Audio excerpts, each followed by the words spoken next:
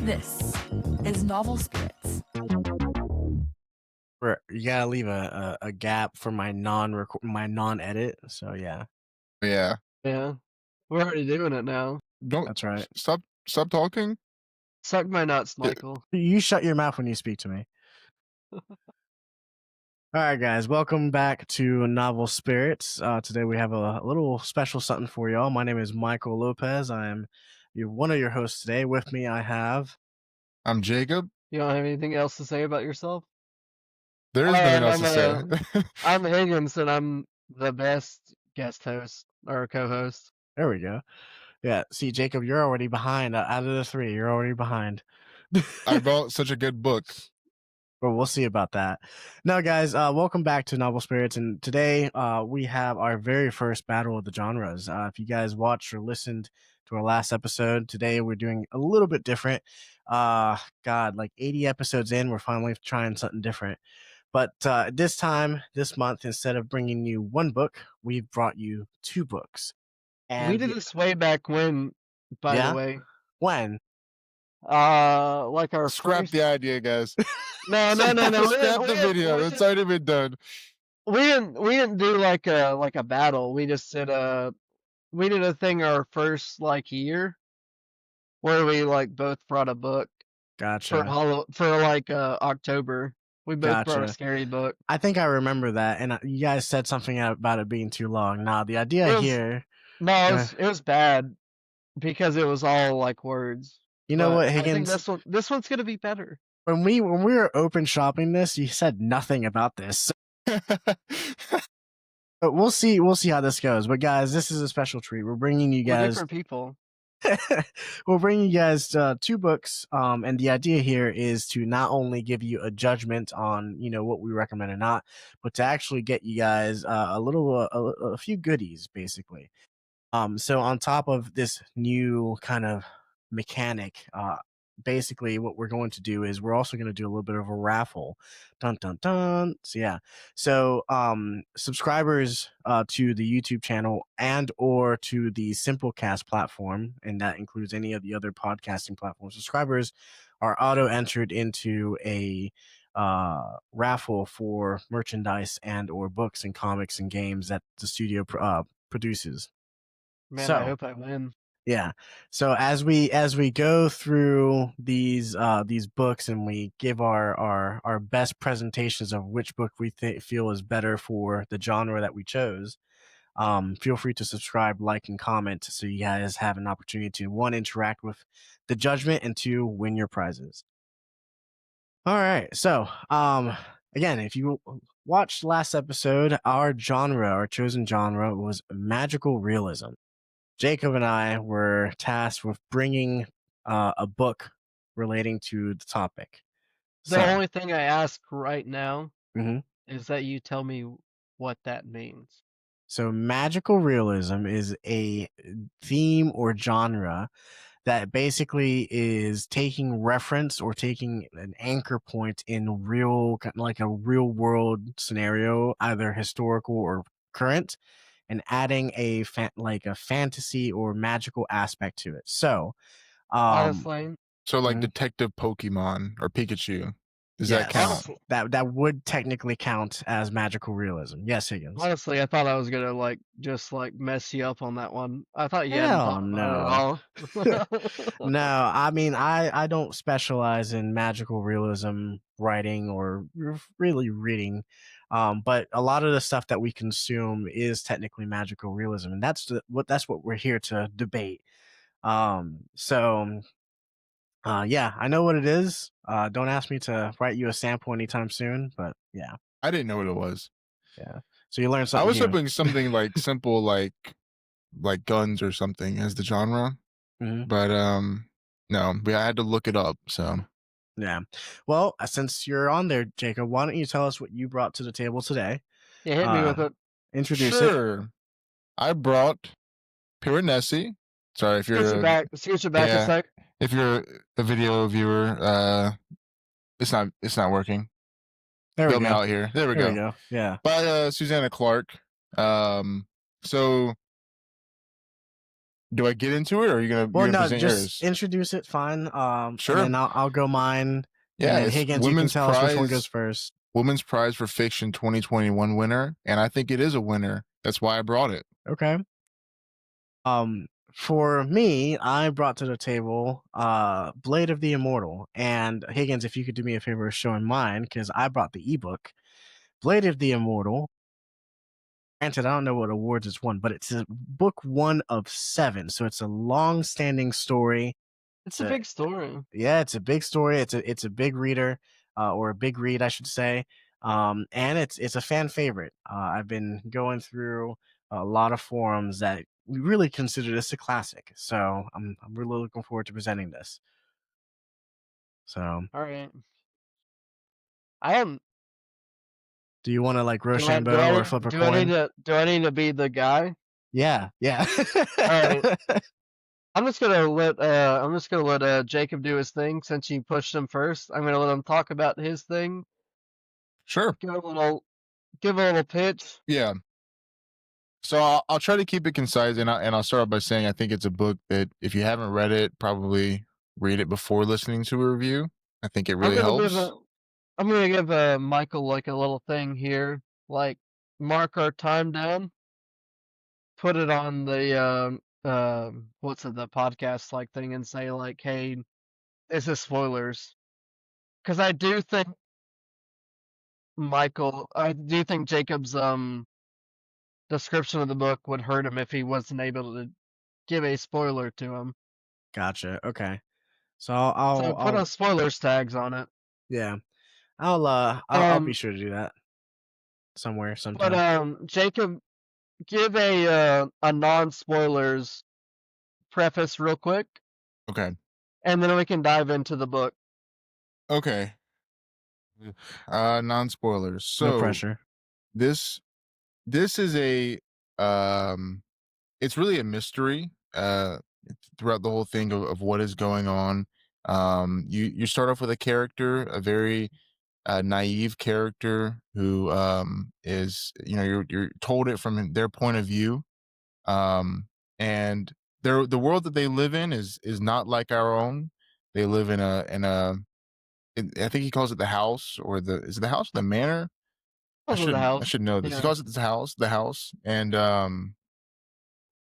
yeah, it's a I mean, the whole story is about them kind of uncovering the secrets of this house and who they are and how they got there. Is that good enough? Non-spoilers? I think that's good. I kind of want Michael to give his non-spoilers version of his book now, and then we'll dive into the spoilers for both. Okay. Yeah, so Blade of the Immortal, like I said, is a 7-book kind of story. Book 1 is a lengthy one, so it's basically Game of Thrones on steroids for anime or manga readers. Published by Dark Horse, so same, obviously all our superheroes, and I love to say it, Ninja Gaiden, and all the above. But basically, story written by Hiroaki Samura. Higgins, help me out here. Hiroaki Samura. There we go. So, you guys know I'm terrible with names, but anyway, it's basically a story set in Edo, Japan, old school, samurais, and you have one particular samurai who has had some biochemical work done by a nun / witch that keeps him alive no matter what. And the story is basically about him executing justice and vengeance on behalf of others. All right. Well, those are both interesting concepts. Yeah.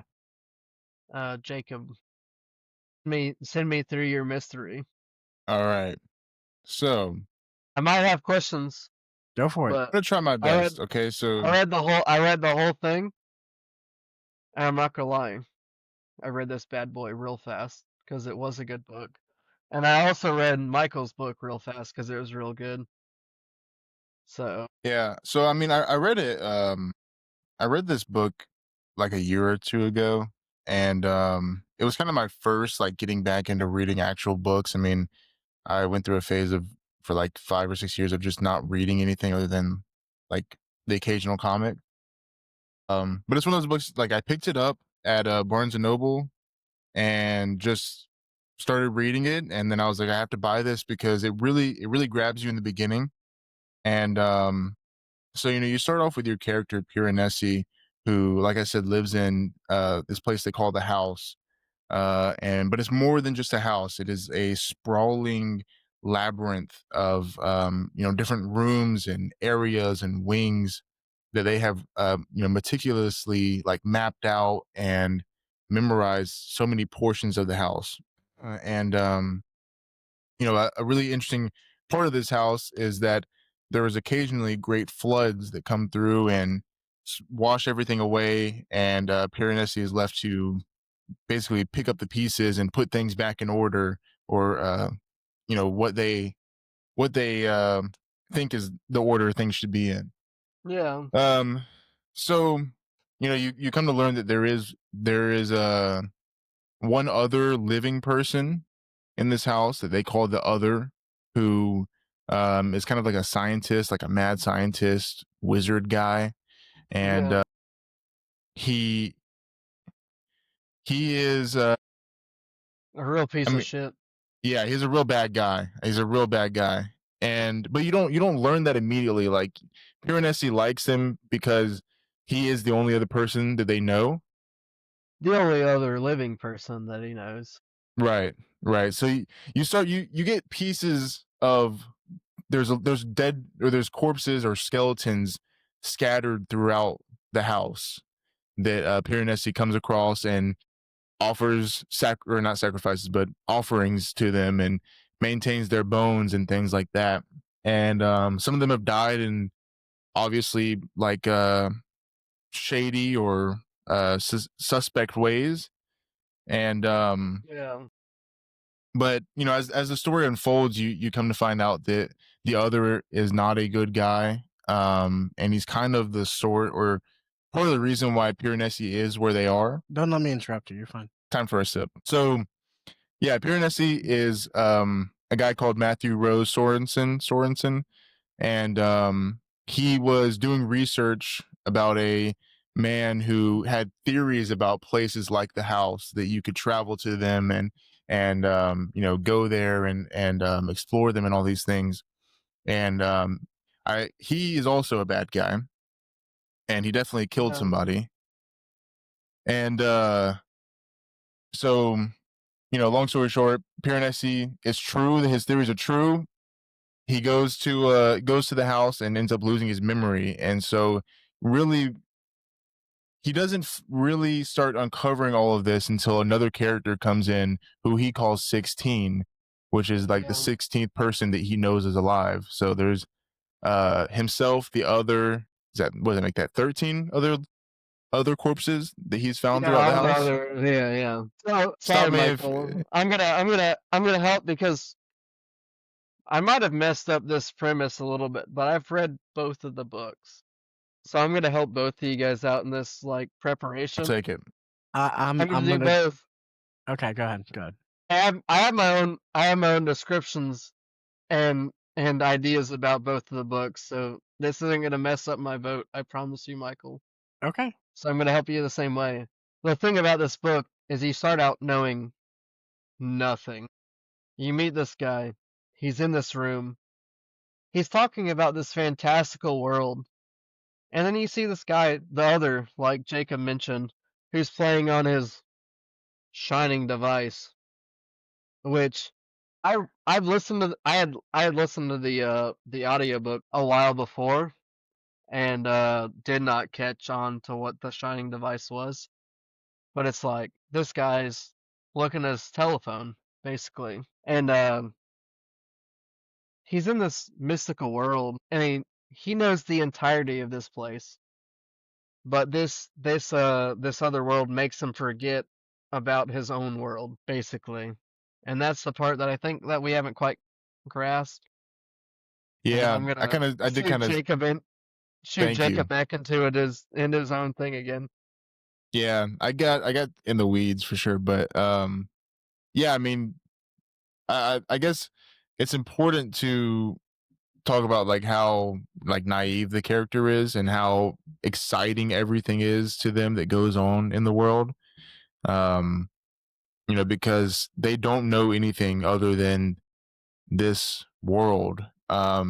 The character, I mean, the character Matthew and Piranesi, I mean, they're the same character, but they are extremely different. Um, he's lost his memories.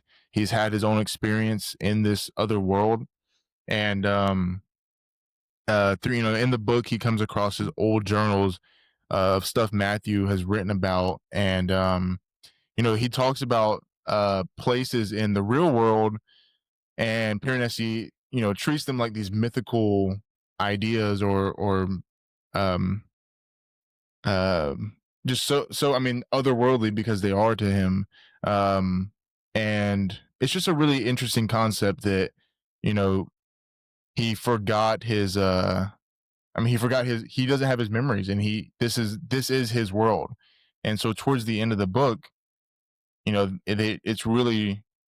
um it's really strong that he thinks of this other world, the house, as his world, and he doesn't want to go back to the original or his home world. He goes back and meets his family, and it's really like all those details are really glossed over.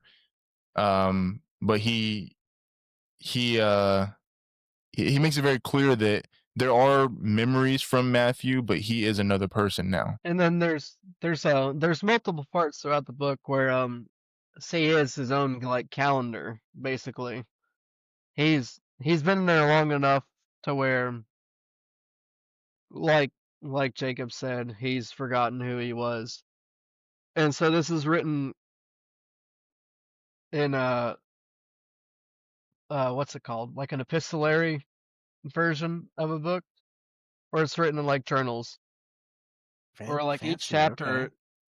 each chapter is written as like this is the first day of the month where the stork landed in the jungle or something like that.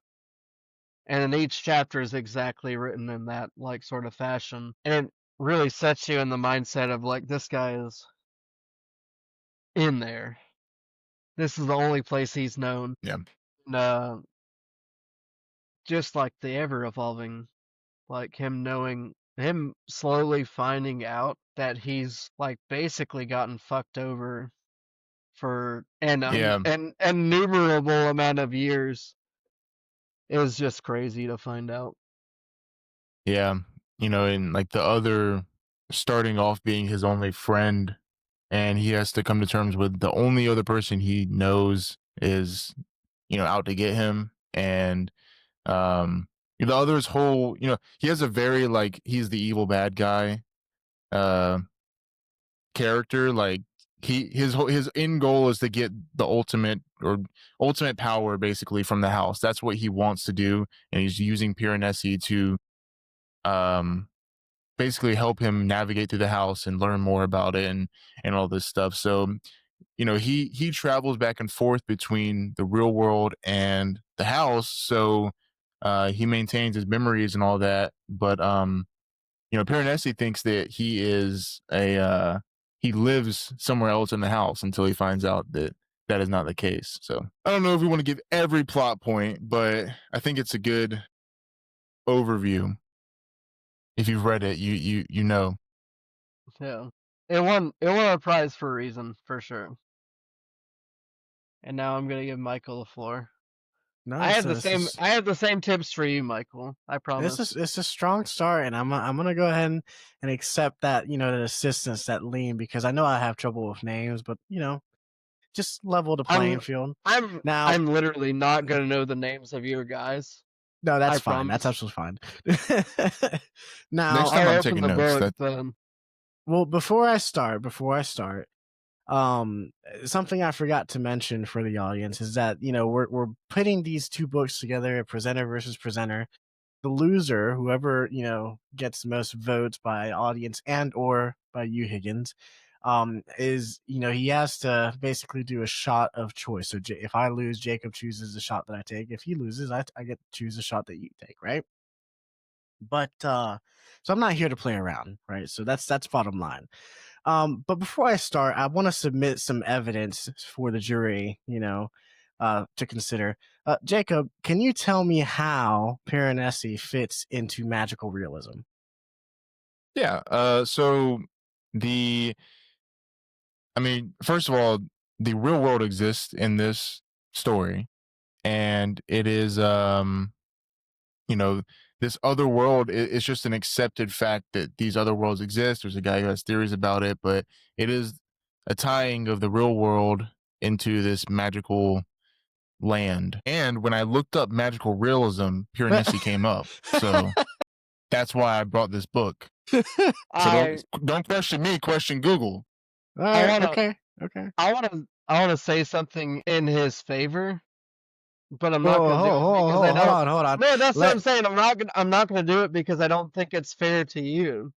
Yeah, no, I the jury strike the motion. The jury can ignore what they just heard. all right. Okay. So I'm gonna go ahead and start now. All right. So Blade of the Immortal. Okay. Who doesn't like a nice little action packed, manga to read? We've covered, the importance of Ninja Gaiden. We've covered the importance of Ninja Slayer, and now we got Who's it by? samurais on the table.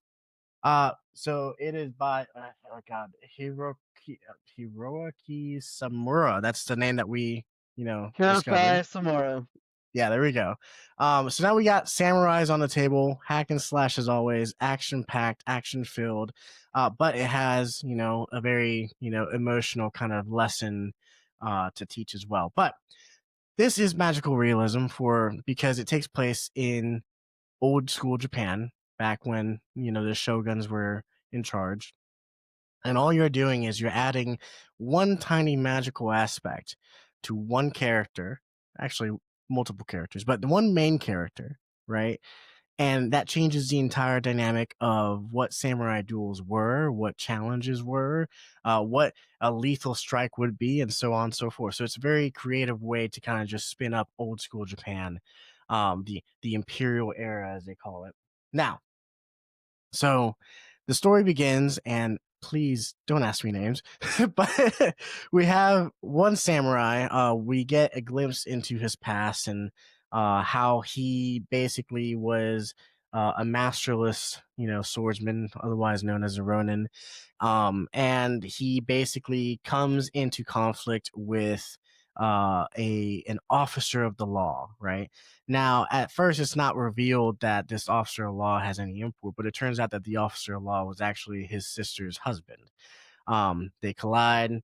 Obviously, our main character comes out victorious. This is before anything happens to him.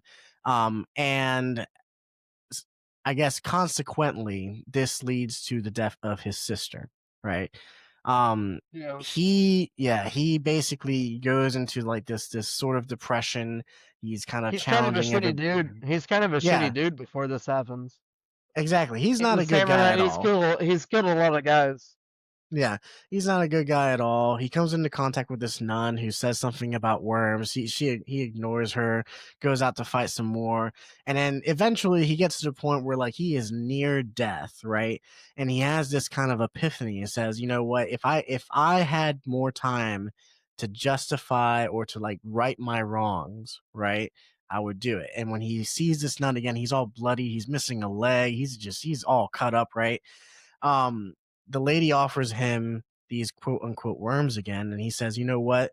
um if you can give me the opportunity to do right, I'll go ahead and do it." And they did.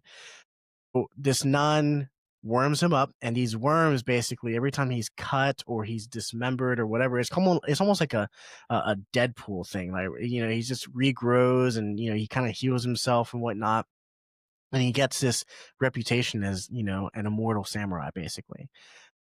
Now, granted, he does his own thing and he kind of justifies his own rights and wrongs, right? But eventually he comes into contact with this girl who is asking him to enact revenge on her behalf. And then we get a glimpse of her story and how her father was murdered by or betrayed by this other master. Her mother was raped by, some of What's her name, like the Rin-chin minions. or something like that? Oh God, don't ask me names, bro. Rin So or something like that? something like that.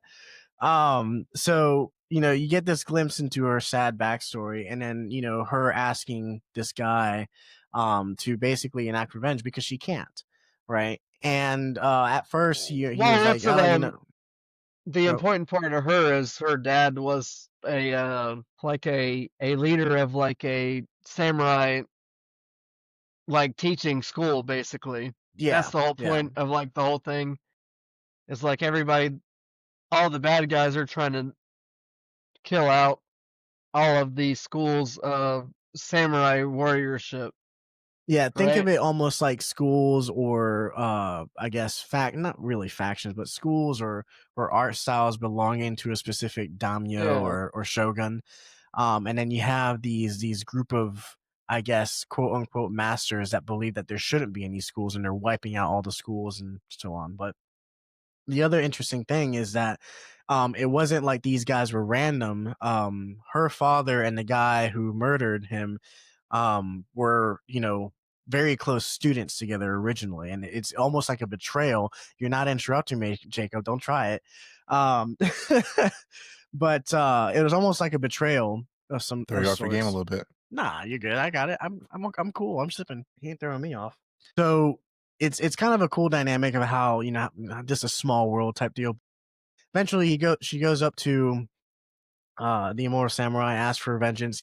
It's like initially denies or declines, but one thing leads to another. I guess he was escorting her home, and they come across one of the bad minions, who happens to be this tall, bulky, masked samurai dude who, at the very end of kind of the flashback for the girl, was the last person who came in contact with her mother. So they start the fight. Immediately, Immortal Samurai is incapacitated. Like, this guy just rocks his crap.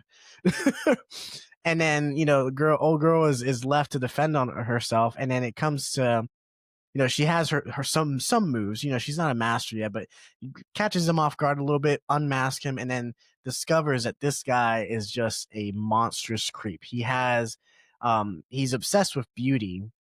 So what he has on his shoulders is the heads of two women, one of which is her mother, right? And he's Oh just man, he's I can't remember his name. yeah, Kunai or something he's like that. He's a I fucking wouldn't shithead though. yeah, he makes Blade of the Immortal dude, look like a saint. you know but this is monologue after monologue. Eventually Immortal guy stands back up and rocks his shit. He does get hurt, but then you get to see firsthand the healing factor of the worms that he has inside of him. And it's after that victory that he officially accepts the contract with the girl, and they go on the hunt for the rest of the baddies. So that sets kind of the origin point for book one. Um, Again, it's a 7-book kind of story, so it's a long hunt, but it's essentially that. You have the girl who has the list of names, and then you have the guy who enacts the justice or the vengeance, and this is his atonement for what he did in his past. Eventually there is kind of like uh uh character development between the two. They become close. I don't think it ever reaches like a romantic point, but it's very cool to see him turn from a shitty kind of run into like the angel of vengeance, the angel of justice type deal. So Jacob, Yeah. no questions. All right. Yeah, So name all the do you characters want and you can win. Yeah, right. to Yeah. describe how the listeners can be a part of this real quick before I make my final decision based off of your entries? Yeah, no. So I mean, this is new to us as it is new to them. We're just basically presenting two books, right? And then which one was the most? There's, I guess, a few things that you can consider. Which ones was, if you've read it, which one was the most enjoyable read? Based on presentation, who gave the better presentation on the book? Who gave it the better face, so to speak? Yeah, who do you like more? And I was about to get to that one. Who's nicer? Yeah, who do you like more? Who's nicer? Who pays the bills? Who keeps the lights on? Type deal. So, but yeah, there's a few things you can consider. Just vote on, whichever side, Team Jacob or Team Michael. Team. Just the better drink. how can they do that though, Michael? Before I give my final decision as judge. So on YouTube, subscribe, like, comment, interact with the podcast. On any other platform, leave a comment and we'll see it through Simplecast. But just basically, as long as we have your username and your vote, we can tally it up. And then again, if you subscribe on YouTube, you enter that raffle and then you get your merch if you win. And if you're super nice and you vote right, I might just throw multiple winners into that raffle. But And because I think it would be fair. I have a vote, but the audience vote does skew the nominations. Right. Yeah, you are one vote out in the puddle, so in the pool. I don't know if that's if the audience were to tie, I think whoever you voted for, it goes to. Yeah. You have a weighted vote, yes. All right. And I'm gonna sit here and I'm gonna tell you, based off of presentations given, you guys have given me a pretty fair scope of both of the things. And I'm going to tell Michael that he might have won if he had drove just a little bit harder. But Piranesi has won this round. I'll tell Michael what he would have done to win this thing for me. Go for it. Let us know. Blade of the Immortal has been the best artwork I have seen in a comic book Mm-hmm. and probably the entire time that I've done this podcast. The pencil drawings, the artwork, manga style, the black and the white. This dude knows how to draw. It's been the best thing I've ever seen. And if he had mentioned that in the slightest, that would have pushed you over the edge. But you know what? You're absolutely right, because one of the things that I didn't. Oh, go ahead. But the story for Piranesi, and both those stories are like dragging me in. Like I fucking read a 250-page book in 5 days, and I read yours in less than that. So it came down to minuscule details. If I'm being honest, you guys both picked great pieces. Yeah. Well, to your point, it's funny you mentioned that because I did note, I just didn't want to bring up Ninja Gaiden again. But I did note that in the last two kind of episodes, one of the things that we mentioned with these action-packed, kind of mangas is that we had trouble following the action through the main character, especially in Ninja Slayer. You get a page with these slashes and these dashes and these lines, and you wouldn't know who, whether it was Dark Ninja or Ninja Slayer that did something until the very end. On this, no, you could follow everything. Perfect. It was clean. Yeah. Yeah. If you had just said that, then you might have won. But and the two things I was giving, Jacob won. That's fair. That's fair. But you know what? What can I say? Just like God of War, I bring the best. Oh no, I didn't say that. Anyway, so granted, you have that initial first vote, Jacob, but we'll see who wins. Blade of the Immortal, like I said, is a fan favorite. It's a fan favorite. Yeah, it's a fan favorite. Everyone acknowledges, the classics, and the longevity of the IP, I feel like, Blade of the Immortal is going to eventually come on top. And what we'll do is we will hold the voting open until the third week of December. So we'll end it right before Christmas. Yeah. And then we'll tally up, and then we'll see who the victor is officially. Now, granted, if there is a tie, you hold the advantage because Higgins voted in your favor, but it's not over. It's not over till whoever sings. I don't know what the saying is. Feel But confident that the Jacob enjoyers of the podcast will vote for me, and the Piranesi enjoyers will come out of the woodworks, and I will be picking Michael's shot the next time we do this. I hate to say it because I did enjoy both of the books thoroughly. I read both of them and I enjoyed them thoroughly. I When you bought both asked of me them. how does it fit into magical realism, I thought I lost. So that's why I'm so excited, because I was like, did I even pick the right book? And that's fair. I wanted to throw that at you because that's one of the things that I kind of ran into when I first picked this book. There's a big forum on Reddit of people arguing whether Blade of the Immortal actually was magical realism. I went with yes because the definition, fits. But to your point, I also I looked into Piranesi when you presented it because I wanted to get myself a copy.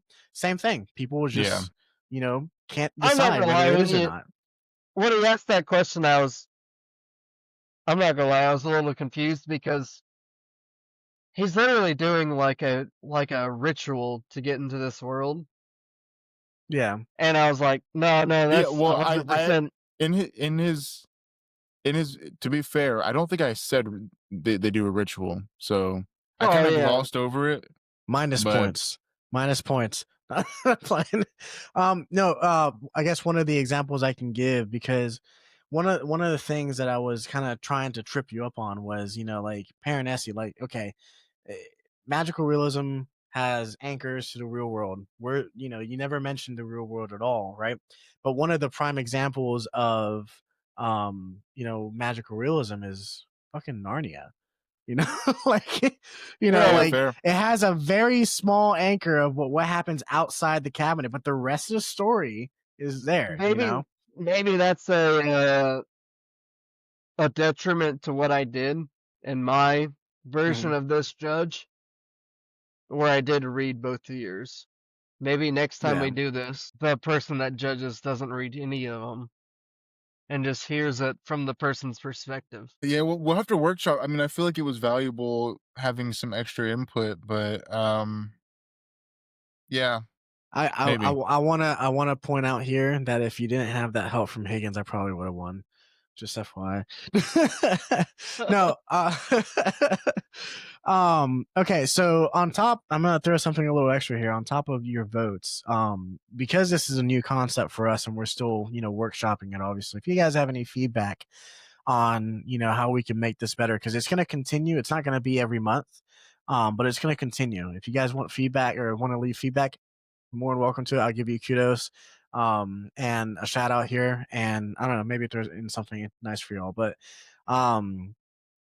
yeah, let us know your thoughts. Ian, any closing remarks on your final judgments?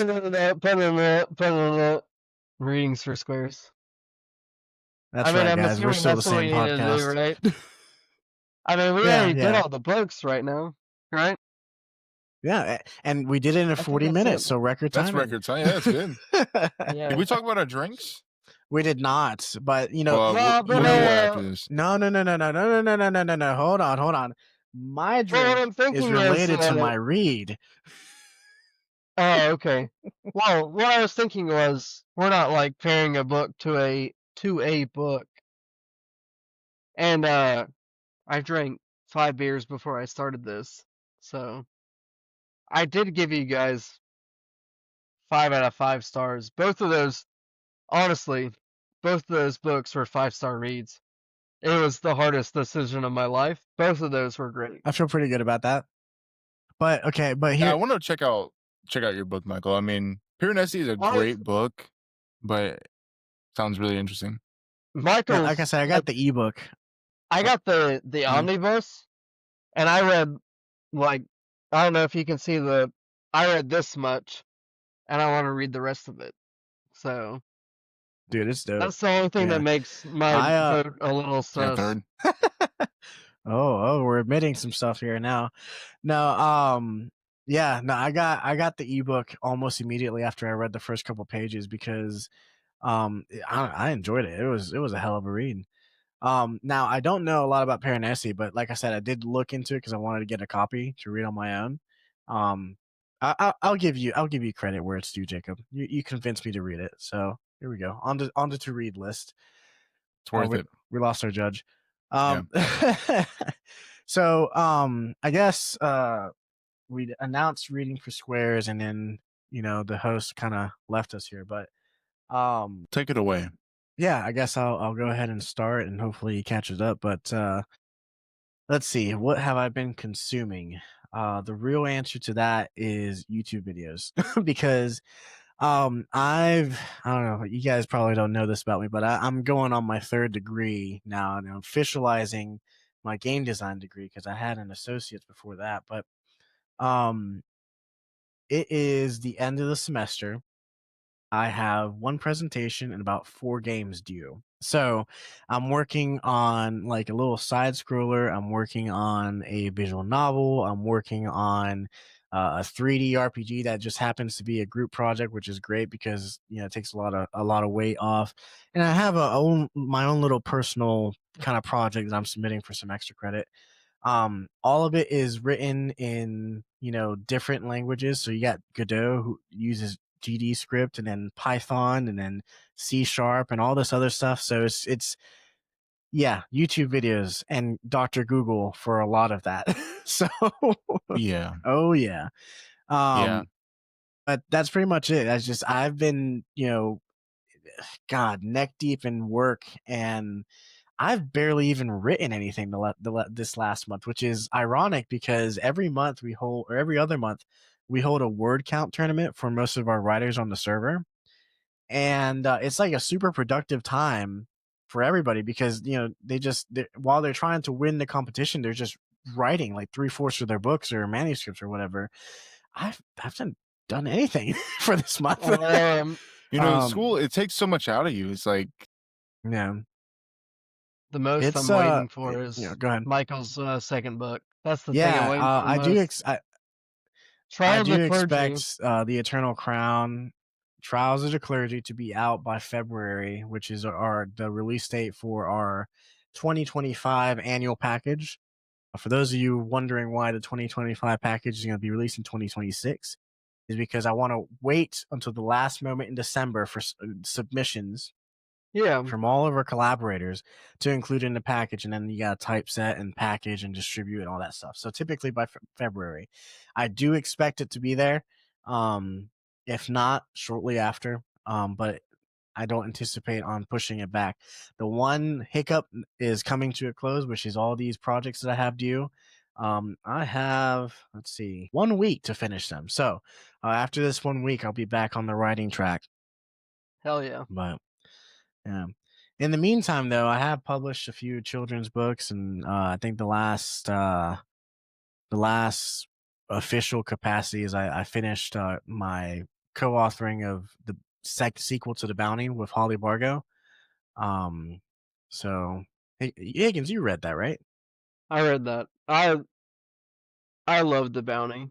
I didn't know I loved westerns, but I've read I read those too, and then I also recently listened to an audiobook of a bounty, or not The Bounty, but another western, because I realized I liked that genre just because I listened to what or read what she had done. She opened me up. Yeah, she's a great writer. She opened me up to a genre that I didn't know that I liked, basically. Yeah, be Which is great. careful. I mean, I'm always gonna promote her work, but be careful when you read her romances because they might open you up to a new genre. No, she's a great author overall. I don't know if I'm ready for a Russian romance. No, but, if I could recommend one, Falcon of I forgot, but it starts with Falcon. I'm gonna have to look it up. Sorry, Holly. No, I swear, yeah. I love both of those books, and I was a beta reader or whatever like that. She don't make no grammatical mistakes. She don't do that stuff. No, she's really good. She actually corrects AI on, grammar. So Grammarly has no hold on her, no power here. Yeah. But yeah, that's pretty much it in a nutshell. I have not really consumed a lot of, media as I should, but I have been working on a lot of stuff. I have something that is unorthodox for the studio as far as, us doing books, comics, and games. I'm trying something a little new, but I'm not sure if it's gonna bear fruit, but we'll find out in about a week. But yeah, I guess Higgins, since you're back, I don't know if you want to go next or if you want to leave, let Jacob go next and see if he can do, if he can one up me. Oh no, I can do it to, you know, break up the tension a little bit. Sorry, I had to Yeah, pee. yeah, yeah. The But sexual tension. um, I have been watching an anime, and I'm really upset that it took me this long to watch it because I'm not gonna be able to watch the movie in theaters. I started watching Chainsaw Man, the anime, Yes. and Yes. God, it's so good. It's It and is. It's great. people like talk down on it because it's a little pervy or anything like that, but it dives deep into this man's like psyche so much more than like any anime does. It's like, yeah, all this guy wants to do is like touch boobs or kiss a girl or something like that. But that's not his brain. That's not what he wants. He just wants to be he honestly just wants to be loved. And he wants to be loved for the right reasons. And he's also just a fucking psycho. He just murders shit, and that's what he does. He wants he Yeah. wants to love and he wants to murder shit, and he doesn't. And he also just wants to eat like jam bread. But it's also some of the best animation I've ever seen in my entire life. All of the fights are the best anime shit I've ever seen, and I'm like 10 episodes in, and the movie that just came out is not in theaters anymore. I'm gonna have to I'm gonna have to do a crime, guys, because I need to watch this movie. I need to I need to watch this movie so bad. I can't wait like 8 to 10 months to see what happens. I need to see it. It's I don't know I'm what gonna the have to guy's do a name is, crime. That's but so funny. I don't know what the guy's name is, but he has like a dog that's like a chainsaw demon, and then he ends up dying, and the chainsaw demon loves him so much that he puts himself into his heart to keep him alive. And then the dude's like, I'm gonna just do it to keep alive for Ponchita. It's heartwarming. It's more heartwarming than most animes are for something that's just like talking about touching boobs and shit. I They wouldn't let somehow that, kind of derail you because I mean, go ahead. they somehow make touching I was boobs. saying I would. Oh, No, they somehow make touching boobs like sentimental. yeah. When is never mind, I'm not gonna say that. No, but I wouldn't let that derail you because I mean Naruto started the same way. I mean Naruto was just a pervy kid and then he turned into like this badass Hokage. And Yeah. then as far as the movie, our buddy Zachary Steele, he watched it. He isn't even, I don't think he's even a big anime watcher. He watched it, fell in love with it, and he was just like, yeah, it gave me like cyberpunk vibes. So Jacob, since you're such a big fan, that if you haven't watched the movie, apparently it gave the same vibes as the entire fucking Oh man. yeah. Yeah, I So love Chainsaw Man. I mean, I had to make the decision to go watch the Demon Slayer movie or Chainsaw Man. I saw Demon Slayer. I saw Demon Slayer But man, 2, the and wait that movie, between season 1, the Demon you Slayer didn't like it? movie, I mean, it was good, but it was slow as hell. It was way too fucking long, man. It was way too long. Like, It you know, was the way too animation long. was good as always. Oh, it's crisp It as was hell. way too But long. like the final, like, I was fighting my eyes. If I'm being honest, I Man, I wanted had to to watch pee it. so bad I thought I was gonna explode. Yeah, no, Yeah, I wanted that to is a watch movie it. I could have definitely committed a crime on and been happy. That's Sorry, what I'm it just saying. tickles me. It was good. No, Um, it was a good movie. I mean, you know, the animation quality was good as always, but yeah, I do want to see Chainsaw Man. Well, it's one of those things where it's like Chainsaw Man. I think the movie, and I haven't seen the movie, to be fair. I think Chainsaw Man the movie, I might be a movie that's worth watching.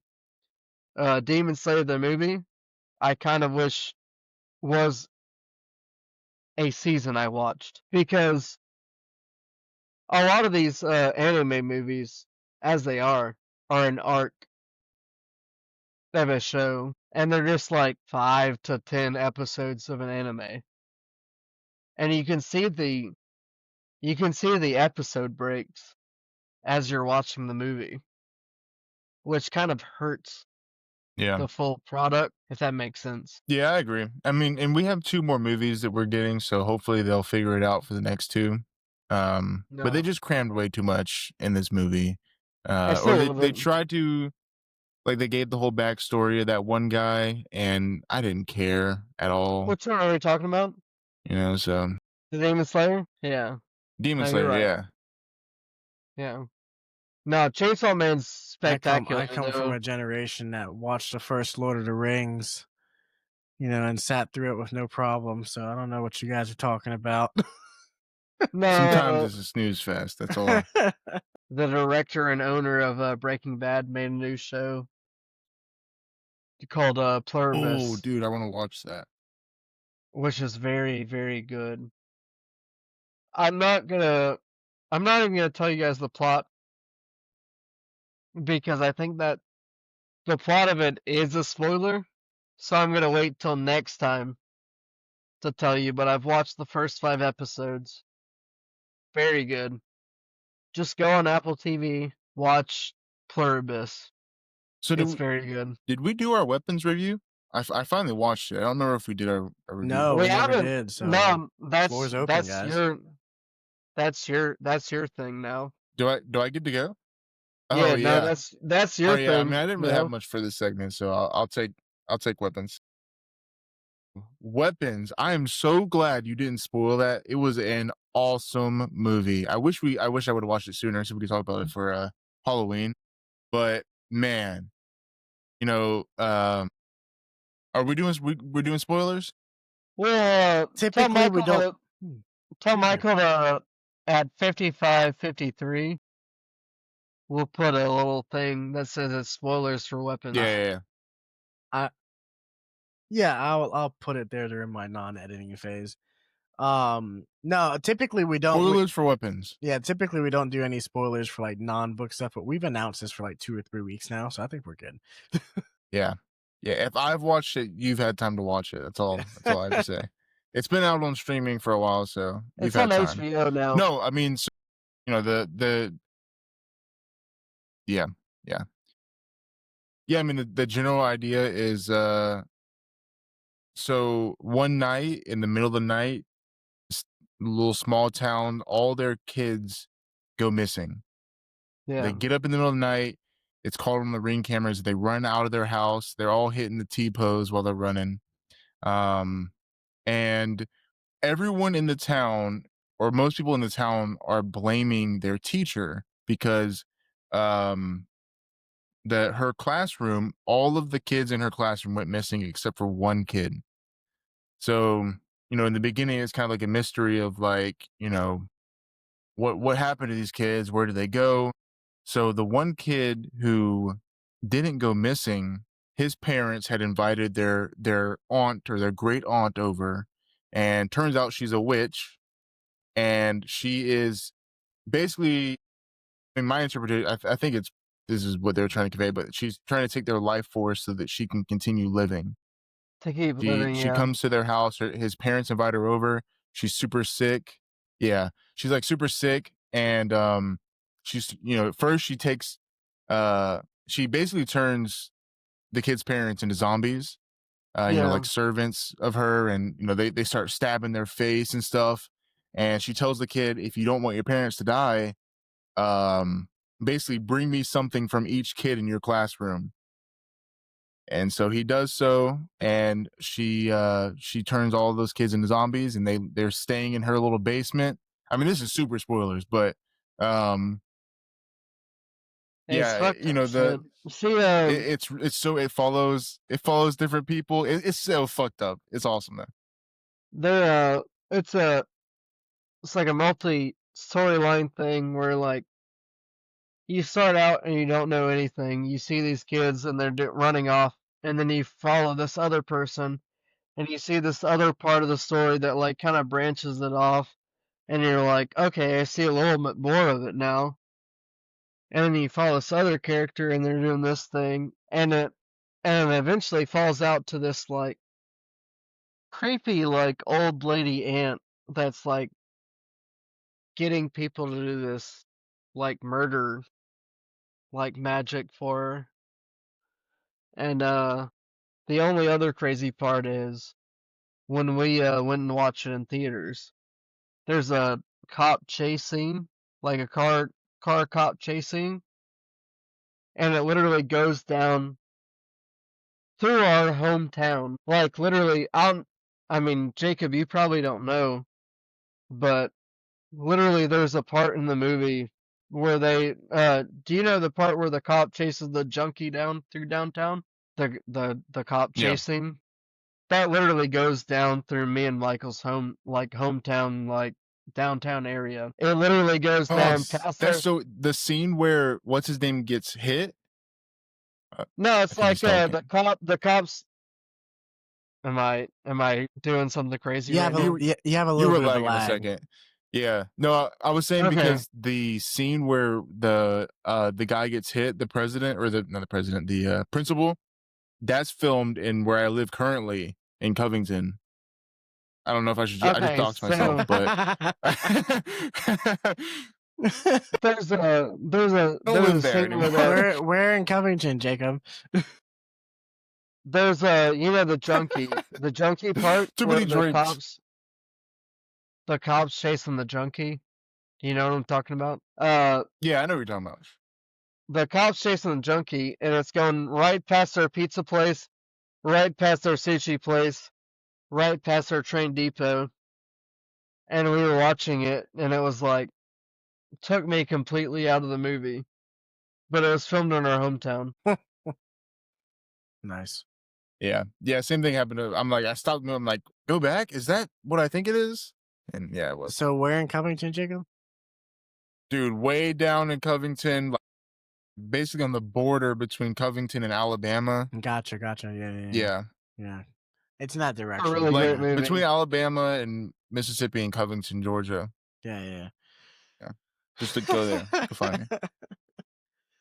All right. No, it's a great movie. I mean, It's you one of the just want best to get things to I've watch. ever It's watched. honestly not as scary as I thought it was going to be. It was like a really good mystery, kind of like I guess like a thriller type thing. It wasn't very scary. Not scary at all. The only jump scare happens with Josh Brolin when he's like having a nightmare, and it was the scariest part and the funniest part. Me and my friends laughed in that movie theater more than I've ever laughed in a movie theater. I'm really losing right now. Yeah, you have a little bit of a pause going on, Higgins. We're getting every other word. Give it a minute, and then to return to it. What I was gonna say was, oh boy, I lost my train of thought. Oh, yeah, like haha, yeah, man. What is that, Mad Hair? Angry Orchard. Okay. No, so what I was gonna say was since it's not scary, I'll give it a go. I've watched From, it's okay. I'm not scared. Let's say it's about that scare level, like, Yeah. more mystery, what's going on. It's not scary. Maybe even less scary. Higgins, you Yeah. want to give it another go? I was just gonna say it's not that scary. It's more funny than scary. Me and my friends were in the movie theater Mhm. and we laughed probably like 4 or 5 times. There was a time where we like busted out laughing and the rest of the movie theater didn't make a reaction. And we were like, that was hilarious, and we didn't know why they didn't say That anything. happened to me during but- the showcasing of the newest Annabelle. There was a funny scene in there that I just cracked up on, and everyone was looking at me like I was a weirdo. Like, why are you laughing at this? This is a horror film. Well, guys, we are over the hour, so I think that we've reached our Yeah. mark. I know it's always fun when we get to this point because the drinks are flowing, the topics are going. So, but I let's think- go ahead and close up shop, sweep up, clean up, Hold on. and then go ahead. In my mind, Jacob won the show, so Michael picks the book. For me. Lost you again. You lost me? I was gonna Say it say, one more time, Higgins. Yeah. I know technically there's a vote, but for me, Jacob won the vote for me. So Michael picks the book for the next episode. Okay. Is that all right? So I think we lost you again, but I think what you're trying to say is that Jacob, because you won, you get to pick the book for the next month. No, Michael Now picks again, this Michael picks battle the of the genres isn't happening. Oh No, Michael picks the book. I picked the book. I lost. That's your punishment. You gotta do extra work. My punishment's the shot. Wait a minute. And picking the book. Oh God. Okay. Shot of For the poop next water is what episode. you're gonna be drinking. Yeah, that's not alcohol. Okay, I guess I'll pick the book for next month. But I was gonna say this: the Battle of the Genres is not gonna be a monthly thing. We're gonna continue on with our thing and then throw it in every now and then, maybe a bi-monthly thing. But Unless it works really well. yeah, unless it works really well. Unless you love it. Yeah. So let us know. If you're a diehard listener, don't forget to subscribe. We're watching you. By the way, most of our listeners are in the US, obviously, but shout out to like people in Dubai and Ireland who are still listening. So thank you guys. But yeah, so we'll go ahead and close up. I think I've already talked about all the stuff that I was working on, but if you haven't had the chance, we have about 10 days left in our annual Indiegogo campaign. This time we're helping Miss Aria Ligi come create her 14-book romantic poetry series, which if you guys like easy reads, there you go. Have it, one poem a night. It's great. Him to Equity was just the beginning. If you liked Him to Equity, highly recommend you go through the rest of the series because it's dedicated to one of the famous, romantic poets per book. So like Byron, you got Wordsworth, you got, a whole bunch of them. So go ahead and take a look at there. Get your perks there. If you don't, fancy poetry in that, kind of format, you still have other perks that you can take advantage of and just share. Best you can do. We have 10 days left in the official campaign, but there's late. God, what's the word I'm looking for? Pledging. There we go. Late pledging available. So. Go ahead and take a look at that.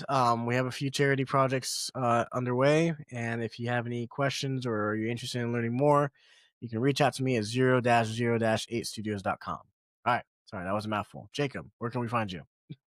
Okay, well, you can find me all right, Can I Code JS on YouTube.